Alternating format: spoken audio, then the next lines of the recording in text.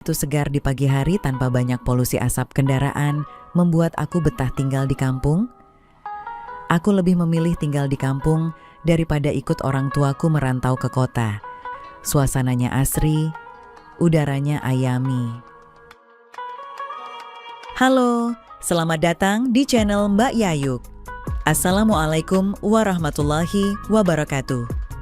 Saya Mbak Yayuk, pemilik sekaligus host di channel ini yang akan membawakan kisah nyata untuk kalian semua. Tolong anggap cerita ini hanya sekedar hiburan dan pelajaran saja. Dan jika ada kesamaan nama, tempat dan kejadian, semua itu mungkin hanya kebetulan semata. Silahkan ambil sisi baiknya dan buang sisi buruknya.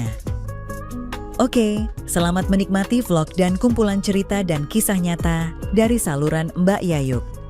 Subscribe dulu biar sama-sama enak.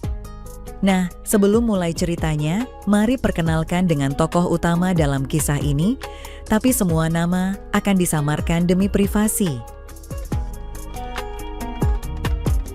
Perkenalkan, namaku Sugeng, aku berumur 25 tahun. Saat itu aku tinggal sendiri di rumah, juga berternak ikan lele serta kambing di belakang rumah dengan modal dari orang tuaku.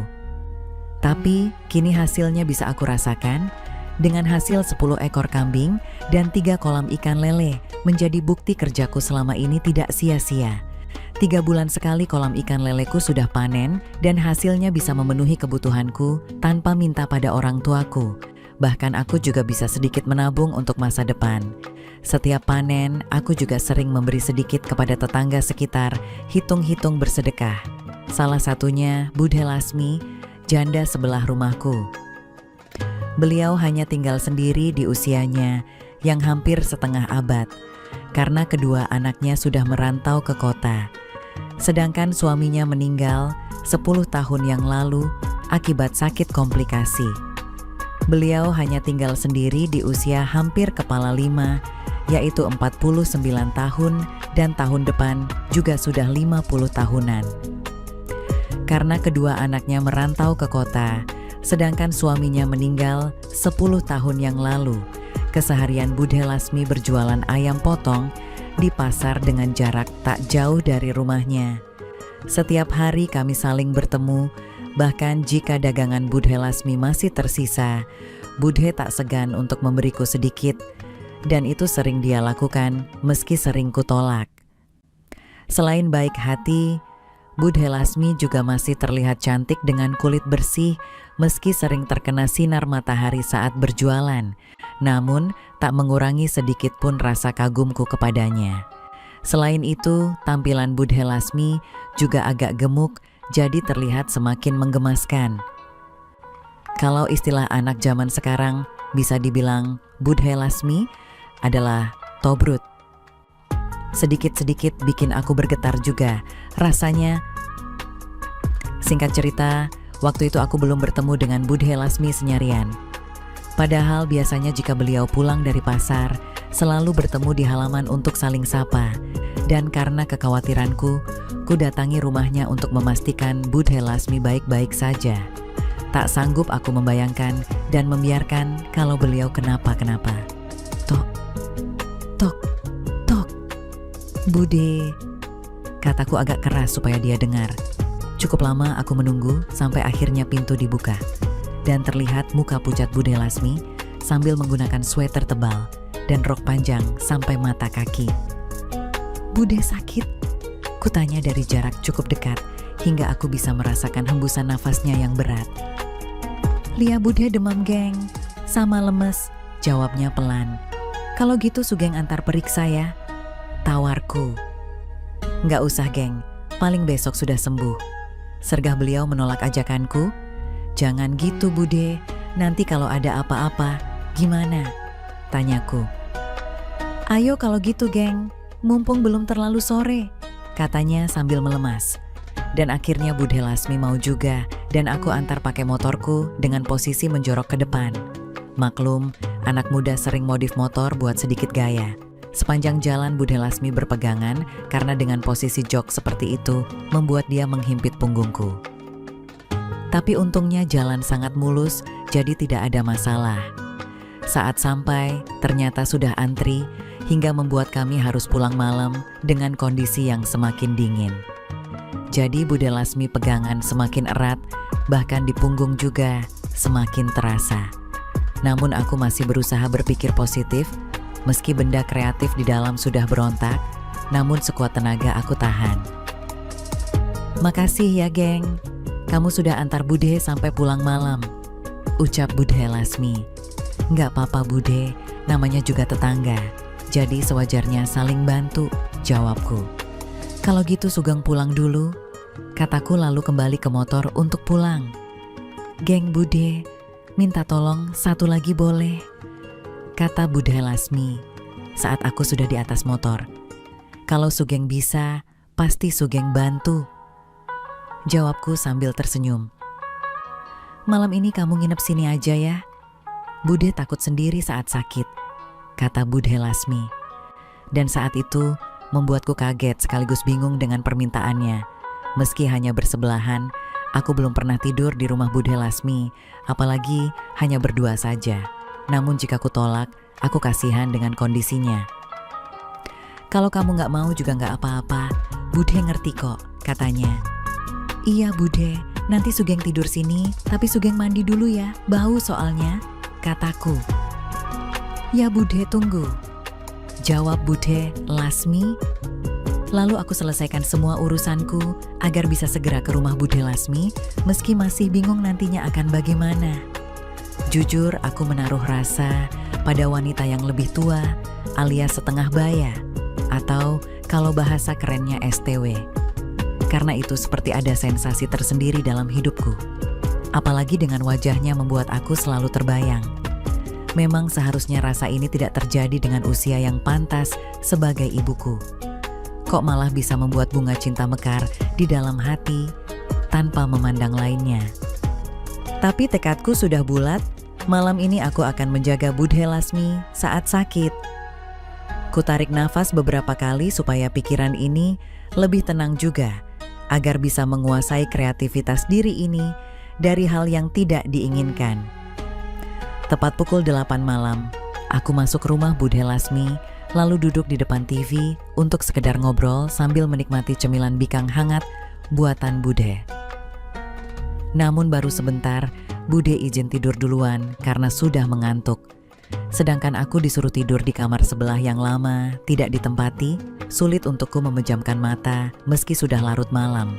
Dan saat melihat ke KMRR Bude Lasmi, tampak ia TDR dengan membelakangiku sambil meringkuk. Melihat hal tersebut, jiwa kreatif mudaku bergelora, seperti ada yang ingin keluar berkreasi, namun aku tahan sekuat tenaga. Dan aku pun memilih kembali ke kamar untuk tidur supaya tidak terus terbayang. Tapi tiba-tiba, "Kamu belum tidur, geng?" kata Bude Lasmi di depan pintu kamarnya. Aku sangat kaget karena kukira Bude sudah tidur, dan saat itu aku belum tidur karena masih asik dengan TV. Meski tidak ada acara yang menarik, seperti acara Komandan Andre Taulani. "Belum ngantuk Bude, kok malah keluar?" tanyaku saat Bude Lasmi sudah duduk di sebelahku.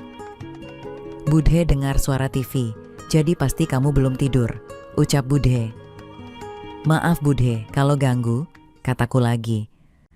"Nggak apa-apa, harusnya Bude makasih sama kamu sudah ngerawat Bude sama nemenin tidur di sini. Padahal kerja kamu banyak," sahut Bude lagi.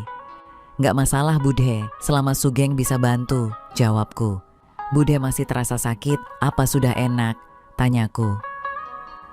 "Udah mendingan geng, mungkin besok bisa jualan lagi," jawab Bude tanpa melihatku dan tetap memandang lurus ke depan.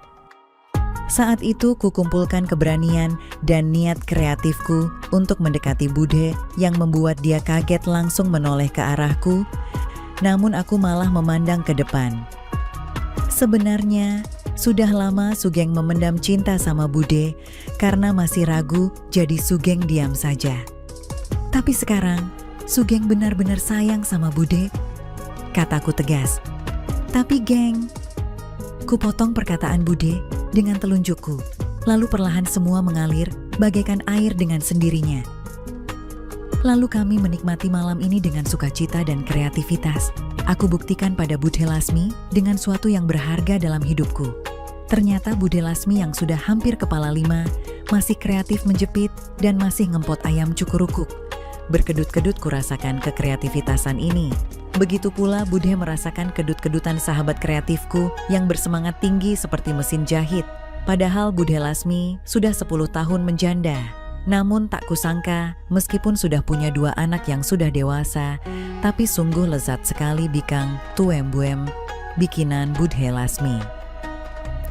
Budhe Lasmi memang kreatif sekali dan pinter banget menjeupitnya.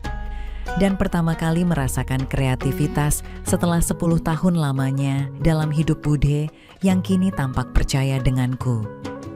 Dengan teori yang berlaku yang aku pelajari dari film Jepang favoritku, Budhe Lasmi pun sampai dibikin bernyanyi sangat kreatif dan nyaring.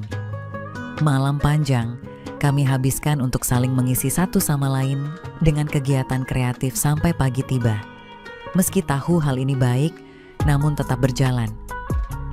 Dan yang membuat aku terkesima hingga sampai tidak percaya, ternyata ladang sawah sepetak Budhe Lasmi yang kukira sudah gersang dan kering kerontang, tetap ada sumber oasisnya dan bisa mengalirkan air bersih sebanyak itu, dan itu terjadi setiap kali. Sungguh terbuai kreatif aku dibuatnya, tak bisa berkata-kata. Inilah yang aku cari selama ini, dia pilihanku. Setiap malam kami saling menjaga entah di rumah siapa, sambil bercerita banyak hal dan tentu dihiasi pekerjaan kreatif meski berbeda umur. Pengalaman dan usia mudaku membuat kisah kreatif kami begitu berkesan, meskipun secara rahasia. Aku berharap suatu hari kami berdua bisa memberanikan diri untuk meminta restu orang tuaku dan menikah resmi. Aku dan Budhe sungguh jatuh cinta. Beliau adalah belahan jiwaku. Aku tak mau yang iain selain Budhe Lasmi. Minta doanya teman-teman sekalian supaya kami dapat restu dari keluarga dan bisa membina rumah tangga yang sakinah, mawadah, warahmah. Begitulah kisah pengalaman antara aku dan Budhe Lasmi, cintaku. Tamat. Oke teman-teman, segitu dulu kisah ini. Semoga teman semua bisa terhibur ya. Mohon maaf sebelumnya. Di sini tidak ada maksud untuk merusak moral. Tapi kita sebagai insan manusia yang penuh dosa, hanya ingin berbagi pengalaman saja, yang tentunya kami tidak menyarankan hal ini untuk ditiru ya. Terima kasih karena sudah mau mendengarkan kisah nyata ini.